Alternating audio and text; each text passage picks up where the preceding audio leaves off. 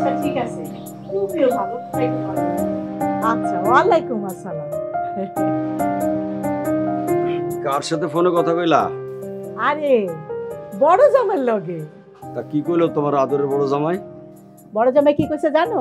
কইছে আমাগো ব্যক্তিরে অগবাড়ি যাইতে, এই কোরবানি দিয়ে আমরা যদি না যাই অগ নাকি ঈদ মাটি হয়ে যাইব। এমন বড় গরু কিনছে যে 7 গ্রামের মধ্যে অত বড় গরু কেউ কিনে নাই, বিশাল আয়োজন। আর তুমিও লোভে পড়ে ধেই ধেই করে যাওয়ানোর লেগে রাজি হয়ে গেলা। লোভের কি দেখলা? বড় জামাই কত আবদার করে কত যত্ন করে আমাকে ডাকে, আর আমরা গেলে কত যত্ন করে, বড় বড় মাছ খাওয়ায়, মুরগি খাওয়ায়, আর আসার সময় এতগুলো টাকা দেয়। আর কোরবানিতে যাইতেছি, আসার সময় গোস্ত দিয়ে দিব না? আরে তোমার না আসলে কোনো লজ্জাই নেই, নির্লজ্জ মহিলা একটা। এই তোমার মনে নাই গত ঈদের সময় কি হয়েছে? জামাইরে পুলিশে ধরে লয়ে গেল, জেল খাটাইলো, আমাকে সবাই অপমানিত হইতে হলো তার লেগে। আর ওই ঘুষ করে বাড়িতে যাবো না? ওই ঘুষ করে ঘুষের টাকায় কিনা কোরবানি গরুর মাংস আমার গলা দিয়ে নামবো না। ছোট জামাই আমরা ফোন করে দাওয়াত দিছে, আমি তার বাড়িতে যাবো। ও তুমি তো একটা ফকির, ওই ফকিরের বাড়ি যাইবা। হ্যার বাড়ি যাওয়া না যাওয়া সমান কথা। আর তুমি জেল কাটার কথা কাউকে? হ্যাঁ, আমার জামাই, আমার বড় জামাই কয়দিন জেল কাটছে? 7 দিন। হ্যাঁ, 7 দিন পরে 50 লক্ষ টাকা গুইন্না তারপর বাইরে এসে। কে ঠেকাইতে পারছে? হ্যাঁ, কে ঠেকাইতে পারছে? আইসা তো চাকরি ওইখানেই করতেছে। হ্যাঁ, আর তুমি যে কথা কও, যে ঘুষের কথা কও, এটা হলো অতিরিক্ত ইনকাম বলে ওইটারে। ওইটা কামাই করতে না, এই যে মাথা বেরেন বেরেন লাগে, এটা তোমারও নাই, তোমার ছোট জামাইরও নাই। তুমি ছোট জামাইরে এক্ষুনি ফোন কইরা কইয়া দাও, এই কোরবানি দে আমরা অগহেনে যামু, আমরা বড় জামাইয়ের বাড়ি যাবো। বড় জামাইয়ের বাড়ি যাবো? ওই ঘুষ করে বাড়িতে আমি যাবো না। তাছাড়া ছোট জামাইরে তো আমি কথা দিছি, হ্যাঁ ওখানেই যাবো। না গেলে আমার ছোট জামাই কষ্ট পাবো না? কষ্ট পাইবো না? আমি আমার বড় জামাইরে কথা দিছি, আমরা যদি না যাই তাহলে আমার বড় জামাই কষ্ট পাইবো না, আমার বড় জামাইয়ের বাড়িতে যাবো। বাবা মা আপনারা আবার শুরু করলেন? কি করবো কও? এই যে তোমার শ্বশুর, তোমার শ্বশুর তো কথাই শুনে না। যেই দিন থেকে এই বেটার লগে আমার বিয়া হইছে, ওই দিন থেকে আমার জীবনটা ছারখার হয়ে গেছে। এই সংসারটা আমি কেমনে যে করছি, আমি খালি জইলাই যাইতেছি। তোমার শাশুড়ি কথাটা ঠিকই কইছে, জ্বলাই যেতেছি। এই হলো জ্বালানি জ্বলতেছে আমি। দুনিয়াতে আস্থা দোজক দেখতে পাইছি, আমি দোজকের মধ্যে বসবাস করি। তুমি তোমার শাশুড়িকে কয়ে দাও আমি ছোট জামাইয়ের বাড়িতে যাবো। বৌমা, তুমি তোমার শ্বশুরে কয়ে দাও আমরা এবার আমার বড় জামাইয়ের বাড়িতেই যাইতেছি।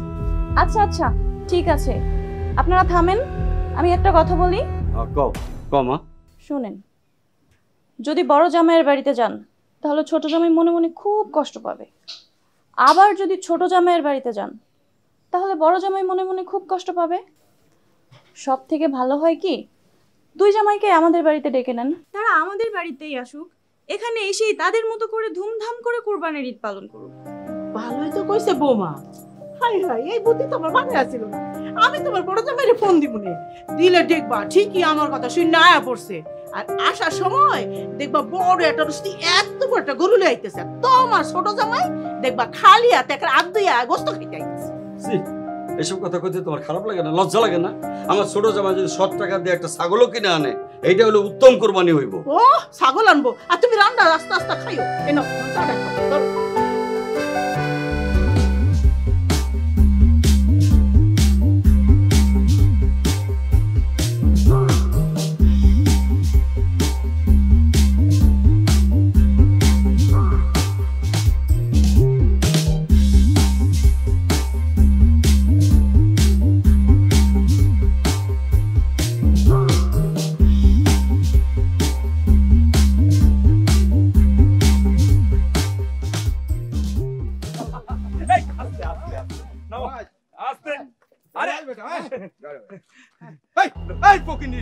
ছোট লোক, হ্যাঁ আমি 1 লাখ টাকার গরু নিয়ে গেটের সামনে দাঁড়িয়ে আছি, আর গেট আটকে তুই দাঁড়িয়ে আছো যে ভাঙ্গা একটা রিক্সা নিয়ে। ও ভাড়া, এই ভাড়া আমি দিচ্ছি, তুমি কি ভাড়া দিবা? দাঁড়াও, এই না ভাড়া। ভাঙতি আমি ছোট লোককে টাকা দিলি, সেই টাকা ফেরত নেই না। তুই যা সামনে থেকে। আমার 1 লাখ টাকা গরু আটকে রাখছে, ভাইজলামি করছ বেটা, ওকে নিয়ে ছোট লোক। আরে রিয়াদ, এইটা তুমি কি নিয়ে আসলা? হ্যাঁ, আমার তো মান সম্মান সব খাইয়ে দিলা। এই যে দুলা ভাই, আসতে না আসতে ছোট লোকের ব্যবহার শুরু করে দিয়েছেন না টাকা ফুটানোর জন্য। আপনার এই যে টাকা ফুটানোর জন্য যে ছোট লোকের ব্যবহারটা করতেছেন, এই টাকা যে কোথা থেকে আসে আমরা না সবাই ভালো মতো জানি। কোনো মানুষকে না বলে দেওয়া লাগে না যে আপনি একজন ঘুষখোর। সাবাস সাবাস বউ। ভাই সরি, আমার আসলে কিচ্ছু করার নাই। আপনার শালিকা একদম সাথে সাথে আপনাকে বোল্ড আউট করে দিল। রুবিনা, তুই এটা কি বললি? তোর সাহস তো দিন দিন আকাশ ছুঁচ্ছে। তোর এত বড় স্পর্ধা, তুই আমার সোনার টুকরা জামাইকে ঘুষখোর বলছিস, খাটাস বলছিস? এই, তুই তোর নিজের স্বামীকে দেখছিস? তোর স্বামী তো একটা ফকিন্নি। এই, তোর যদি গা জ্বলে এতই আমাদের টাকা দেখে, তাহলে তোর স্বামীকে বল না যে টাকা ইনকাম করতে আমার স্বামীর মতন। শ্বশুর বাড়িতে এরকম গরু নিয়ে আসছে লাখ টাকার, আসছিস তো একটা ছাগল নিয়া। শোন আপা, তোদের মতো না আমাদের তো ঘুষের টাকা নেই যে ঘুষের টাকায় ফুটানি মারবো, ফুটানি মেরে গরু কিনে নিয়ে এসে শ্বশুর বাড়িতে হচ্ছে গিয়ে গরু কোরবানি দিব। আরে বাদ দাও, সবাই কি সমান নাকি? হ্যাঁ বাদ তো দিতেই হবে। আরে ঘোষ খাইতে তো মেধা লাগে, বুদ্ধি লাগে, বুঝছো? সেটা কি তোমার আছে? নাই। আই বাদ দাও তো, চলো ভিতরে চলো। আচ্ছা ঠিক আছে, আসে। যাও যাও, তোমার এই ফকিনি ছাগল নিয়ে তুমি যাও। আমার লাখ টাকার গরু নিয়ে যেতে গেলে অনেক জায়গা দরকার, বুঝছো? সেটা তুমি বুঝো না। যাও, এই, চলেন।